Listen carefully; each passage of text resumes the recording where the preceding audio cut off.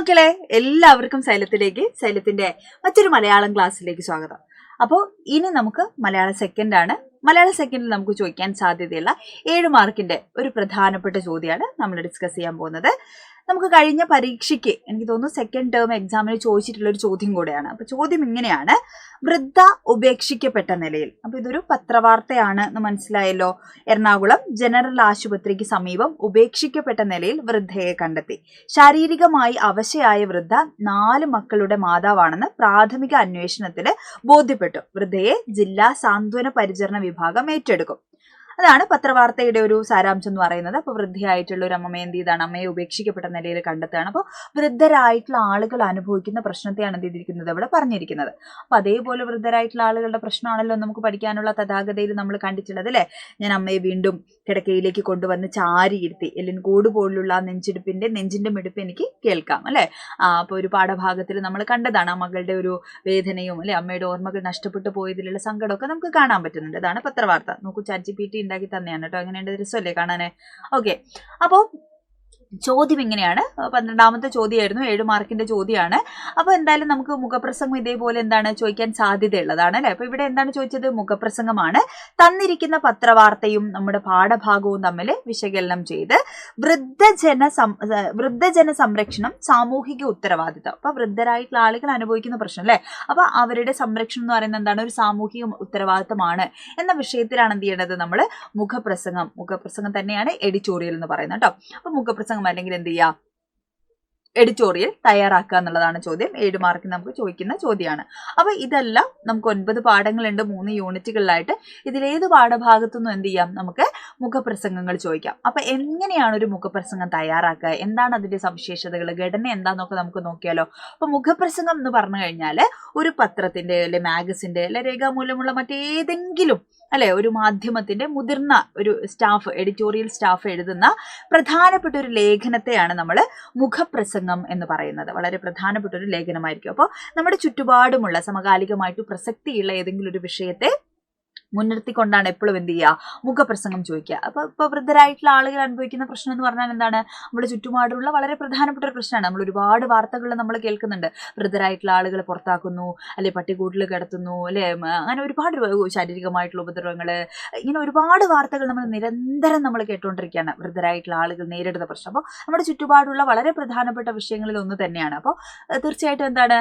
മുഖപ്രസംഗം ചോദിക്കാൻ സാധ്യതയുള്ള ഒരു വിഷയം കൂടിയാണ്. അപ്പോൾ മുഖപ്രസംഗങ്ങൾ സാധാരണ എഴുതാൻ അല്ലെ ചോദിക്കാറുള്ളത്, അല്ലെങ്കിൽ പത്രങ്ങൾ തയ്യാറാക്കാറുള്ളത് ഏതെങ്കിലും അല്ലെ നമ്മുടെ ചുറ്റുപാട് നടക്കുന്ന ഒരു വിഷയത്തെ കുറിച്ചുള്ള ഒരു പത്രത്തിന്റെ കാഴ്ചപ്പാടാണ് കേട്ടോ മുഖപ്രസംഗം എന്ന് പറയുന്നത്.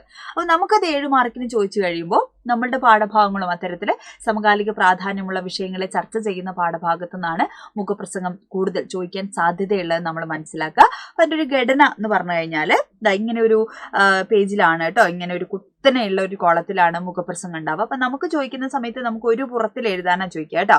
അപ്പൊ ഒരു പുറത്തിൽ എഴുതാനാണ്. അപ്പൊ ആദ്യം ഒരു തലക്കെട്ട് നമ്മൾ കൊടുക്കണം. എന്താണോ നമ്മുടെ വിഷയം ആ വിഷയത്തെ ഉൾക്കൊള്ളുന്നതായിരിക്കണം. അതെന്താണോ നമ്മൾ ടോപ്പിക് അതിനെ ഉൾക്കൊള്ളുന്നതായിരിക്കണം നമ്മളെ തലക്കെട്ട് എന്ന് പറയുന്നത്. പിന്നെ ആമുഖമാണ്. രണ്ടാമത്തത് എന്താണ്? ആമുഖമാണ്. ആമുഖം എന്ന് പറയുമ്പോൾ എന്താണ്? ഇൻട്രൊഡക്ഷൻ ആണ് അല്ലെ. അതായത് എന്താണോ നമുക്ക് തന്നിരിക്കുന്ന വിഷയം ആ വിഷയത്തെ നമ്മൾ പരിചയപ്പെടുത്തുക ചെയ്യേണ്ടത് അല്ലെ, ഇൻട്രൊഡ്യൂസ് ചെയ്യുകയാണ് ചെയ്യേണ്ടത് അല്ലെ.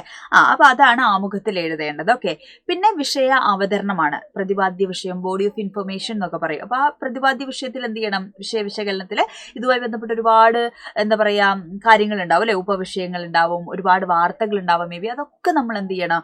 ഇവിടെ പല പല പാരഗ്രാഫുകളായിട്ട് നമുക്ക് എന്ത് ചെയ്യാം? നമുക്കിവിടെ എഴുതാം കേട്ടോ. ഒരു പോയിന്റ് ആക്കി എന്ത് ചെയ്യാം? നമുക്ക് ഓരോ പാരഗ്രാഫ് ആക്കി അതിനെ ഡെവലപ്പ് ചെയ്ത് നമുക്ക് എഴുതാം. ലാസ്റ്റിന്റെ പാരഗ്രാഫിലാണ് എന്ത് ചെയ്യേണ്ടത്? നമ്മൾ ഉപസംഹാരം അല്ലെങ്കിൽ എന്താണ് കൺക്ലൂഷൻ കേട്ടോ, നമ്മുടെ കാഴ്ചപ്പാടുകളൊക്കെ ഉൾപ്പെടുത്തിയാണ് നമ്മൾ അവസാനത്തെ പാരഗ്രാഫ് എന്ത് ചെയ്യേണ്ടത്? നമ്മൾ തയ്യാറാക്കേണ്ടത്.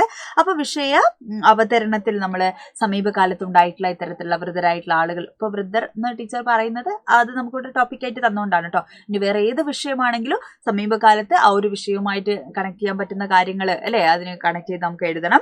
പിന്നെ പാഠഭാഗവുമായിട്ട് ബന്ധമുള്ള ചോദ്യങ്ങളാണെങ്കിൽ തീർച്ചയായും ഇവിടെ ബന്ധമുണ്ട് അല്ലെ. അപ്പൊ അത് പാഠഭാഗമായിട്ട് കണക്ട് ചെയ്തിട്ട് അതിന്റെ കേന്ദ്രാശയം നമ്മൾ എഴുതുക. അതേപോലെ വിഷയത്തിന്റെ പ്രാധാന്യം, അതിന്റെ ഗുണം, സാധ്യതകൾ, ദോഷം, പരിമിതി അല്ലെ, ശക്തമായ എന്നാൽ ലളിതമായിട്ടുള്ള ഭാഷയിലാണ് എന്ത് ചെയ്യേണ്ടത്?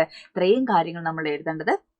ഉപസംഹാരം അല്ലെങ്കിൽ കൺക്ലൂഷനിൽ നമ്മളുടെ കാഴ്ചപ്പാട് നമ്മൾക്കുള്ളതിനുള്ള ഒരു വ്യൂ പോയിന്റ് ആണ് എന്ത് ചെയ്യേണ്ടത് നമ്മൾ ലാസ്റ്റത്തെ പാരഗ്രാഫിൽ നമ്മൾ എഴുതേണ്ടത്. ഇത്രയും എഴുതി കഴിഞ്ഞാൽ നമ്മുടെ അടിപൊളിയായിട്ടുള്ള അല്ലെ നമ്മുടെ മുഖപ്രസംഗം റെഡിയാണ്. അപ്പോൾ 7 മാർക്കിനായിരിക്കും നമുക്ക് ചോദിക്കുക.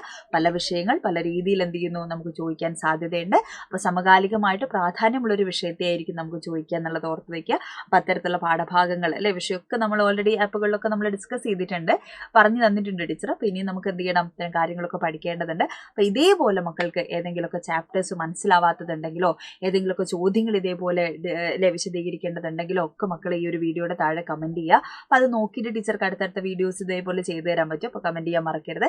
മാക്സിമം ഫ്രണ്ട്സിന് എന്ത് ചെയ്യാം, ഷെയർ ചെയ്ത് കൊടുക്കുക. ടെക്സ്റ്റ് ബുക്കൊക്കെ അടിപൊളിയായിട്ട് വായിക്കണം. നമുക്ക് വീണ്ടും കാണാം. എല്ലാവരും നന്നായിട്ട് പഠിക്കുക കേട്ടോ. All the best.